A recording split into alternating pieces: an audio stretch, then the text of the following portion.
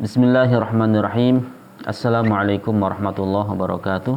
Berkata Anas bin Malik bahwa Abu Talhah adalah sahabat Rasulullah Al-Ansar. Beliau ini sahabat yang memiliki banyak kebun kurma. Dan beliau memiliki kebun kurma yang ia cintai, namanya Bayruha. Terletak di arah kiblat masjid. Dan Rasulullah SAW sering berteduh di kebun ini, Bayruha, minum di situ, berteduh di situ.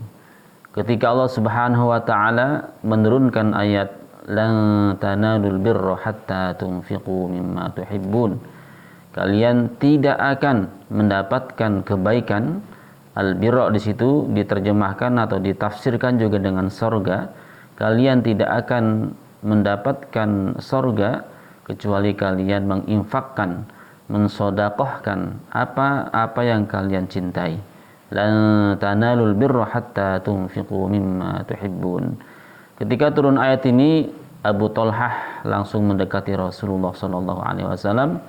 Ya Rasulullah, hartaku yang paling saya cintai adalah Bayruha. Maka Bayruha ini saya infakkan di jalan Allah Subhanahu wa taala.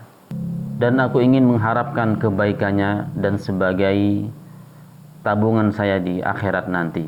Jadi infak yang terbaik atau sodakoh yang terbaik adalah sodakoh jariyah, yaitu sodakoh yang mengalir. Atau dengan kata lain adalah wakaf. Baik itu wakaf berupa harta yang tidak bergerak, ya, seperti kita berwakaf tanah, atau wakaf-wakaf yang lainnya, seperti kita bisa berwakaf dengan berwakaf uang atau berwakaf yang lainnya yang bisa memberikan manfaat. Jadi infak yang terbaik atau sodakoh yang terbaik adalah bentuknya berupa wakaf. Jadi kita bisa berwakaf dengan tanah yang kita miliki, atau berwakaf dengan wakaf tunai, berwakaf wakaf uang. Ini akan memberikan manfaat kepada orang yang berwakaf tersebut. Walaupun dia sudah di alam kubur, maka pahalanya terus mengalir. Yang mana Rasulullah SAW menyebutkan juga dalam sebuah hadis, apabila anak Adam meninggal, maka amalannya terputus, kecuali 3 hal yang tidak terputus, yaitu ketika memiliki anak yang soleh yang mendoakannya. Ya, misalnya anaknya walaupun tidak mendoakan, kalau dia anaknya hafal Al-Quran, anak yang soleh dan dia beramal soleh, itu adalah kebaikannya akan kembali kepada orang tuanya. Atau orang yang memiliki ilmu yang bermanfaat, dia memiliki ilmu tidak banyak, sedikit, tetapi banyak yang mengamalkannya, banyak yang mengikutinya, maka ketika dia meninggal, maka ilmu itu masih digunakan oleh murid-muridnya, masih diajarkan oleh murid-muridnya.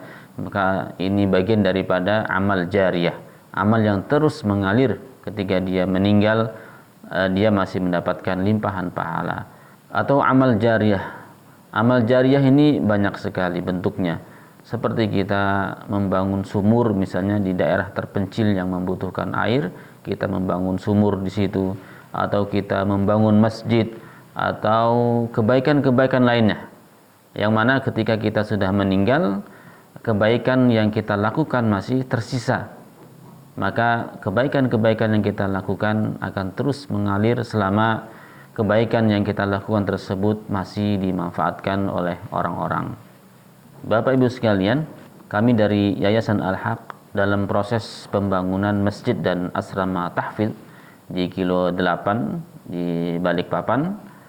Maka ini adalah kesempatan emas bagi Bapak Ibu yang ingin berpartisipasi dalam mensukseskan pembangunan masjid dan asrama tahfidz. Karena ketika kita sudah ikut berpartisipasi dalam pembangunan masjid ataupun asrama tahfidz ini, artinya kita sudah membuat kebaikan, yang mana kebaikan ini akan terus mengalir ketika kita dipanggil Allah Subhanahu wa taala. Kebaikan ini bisa kita untuk kita sendiri, atau kebaikan ini bisa kita hadiahkan untuk orang tua kita. Disebutkan dalam sebuah hadis bahwa Sa'ad bin Ubadah, ibunya meninggal dunia sedangkan dia tidak di sampingnya. Kemudian beliau, Sa'ad bin Ubadah, menemui Rasulullah sallallahu alaihi wasallam. Ya Rasulullah, inna ummi tuwfiyat wa anna ghaibun anha. Ya Rasulullah, ibuku telah meninggal dan saya tidak berada di sampingnya. Apakah akan memberikan manfaat kepada ibu saya ketika saya menginfakkan sesuatu? Maka kata Rasulullah sallallahu alaihi wasallam, "Na'am, iya ya Sa'ad bin Ubadah." Kemudian Sa'ad mengatakan kepada Rasulullah sallallahu alaihi wasallam, "Ya Rasulullah, kebunku ini yang sudah siap berbuah, siap dipanen, saya infakkan untuk Allah Subhanahu wa taala dan saya hadiahkan untuk ibu saya."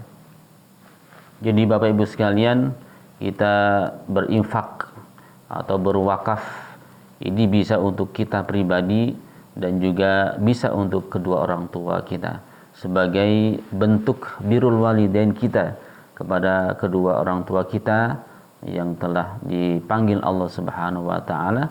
Kesempatan kita untuk birrul walidain, berbakti kepada orang tua kita, apalagi sekarang di bulan Ramadan ini yang mana Rasulullah sallallahu alaihi wasallam mengatakan dalam sebuah hadis, "Inna lillahi utaqa minan nar wa dzalika fi kulli lailatin." Bahwa Rasulullah mengatakan Allah Subhanahu wa taala akan membebaskan orang-orang dari api neraka setiap malam pada malam bulan Ramadan. Mungkin ini adalah salah satu wasilah kita memberikan hadiah yang terbaik untuk kedua orang tua kita. Bagi Bapak dan Ibu sekalian yang ingin berwakaf bisa menghubungi nomor berikut ini. Wa jazakumullahu khairan. Semoga Allah Subhanahu wa taala membalas dengan balasan yang terbaik dari Allah Subhanahu wa taala. Assalamualaikum warahmatullahi wabarakatuh.